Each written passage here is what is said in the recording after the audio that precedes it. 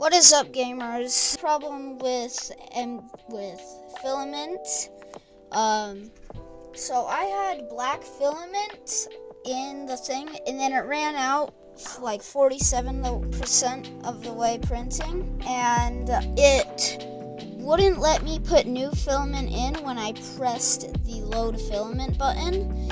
And it was also stuck on to load. When it says to load, it was like heat the nozzle to 220 degrees and then push out the filament and purge it, or cut it and then retract it and then push it back in and purge the old filament.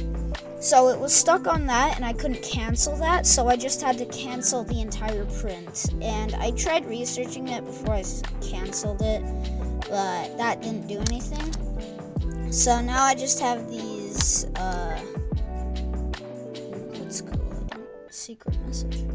So now I just have these unfinished, like halfway done prints. Some of these still work. So if anyone has any solutions, please leave it in the comments, because if this happens again, I want to know how to fix it. If this problem happens to you, look in the comments. There might be solutions. I need help next time because I had to cancel it, and I could have been done already, basically.